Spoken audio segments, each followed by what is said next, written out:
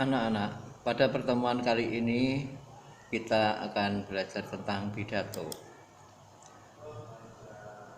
Apakah tujuan berpidato itu? Pidato, terutama pidato persuasif, bertujuan untuk meyakinkan audiensi atau pendengar untuk melakukan sesuatu. Apakah kita ingin agar orang ikut pemilihan presiden, berhenti mengotori bumi, atau mengubah pikiran orang tentang persoalan penting, mengajak orang peduli? Pidato persuasif merupakan cara efektif untuk mengubah pandangan audiensi atau pendengar. Ada banyak unsur agar pidato persuasif berhasil. Namun dengan beberapa persiapan dan latihan, kamu dapat berpidato dengan hebat.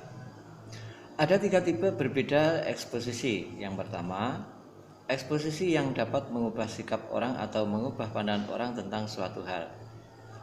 Tulisan yang persuasif ini dapat kita temui pada editorial, surat kabar, pidato politik atau kampanye, media cetak, teks informasi dalam buku, surat kepada editor, pidato, ceramah, mempertahankan hak hukum, khotbah, dan sebagainya. 2. Eksposisi yang dapat dimanfaatkan untuk mempromosikan dan menjual barang atau jasa dan aktivitas. Misalnya penggunaan bahasa persuasif pada iklan dan poster, slogan yang memikat. Misalnya 10 langkah memiliki tubuh indah. 3. Eksposisi yang dapat digunakan untuk membela suatu kasus. Misalnya selamatkan terumbu karang sekarang. Eksposisi persuasif memiliki satu sudut pandang yang didukung oleh argumen logis dan bukti. Bagaimana cara mengidentifikasi dengan mempergunakan persuasi? Cara memersuasinya menggunakan 3 hal, yaitu dengan cara etika, dengan emosi, atau dengan logika. Cara memersuasi dengan etika, emosi, dan logika. Etika itu gunanya untuk digunakan untuk pendekatan secara etika atau secara kesopanan atau kesantunan. Emosi ini didasarkan pada upaya menggugah perasaan audien atau pendengar.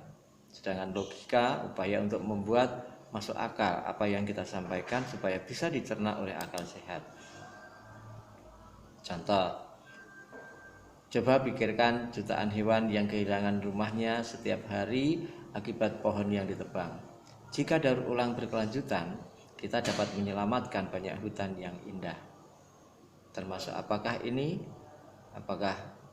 bahasa ini menggunakan pendekatan etika atau emosi ataukah logika? Bandingkan dengan contoh yang kedua. Kita paham bahwa cadangan sumber daya alami kita terbatas. Kita dapat memperpanjang cadangan kita dengan daur ulang. Contoh yang ketiga, daur ulang adalah hal benar yang kita lakukan. Memubazirkan sumber daya kita yang terbatas sama dengan mencuri hak anak cucu kita di masa depan. Ini tidak bermoral. Nah, bandingkan ketiga contoh tersebut, manakah yang tergolong etika, manakah yang menggunakan pendekatan emosi, dan mana cara memersuasi yang menggunakan logika. Apabila ada hal-hal yang perlu ditanyakan, Anda dapat menulis pertanyaan kalian dan unggah di grup WA. Insya Allah akan saya jawab melalui grup WA juga. Tugas untuk kalian adalah sebagai berikut.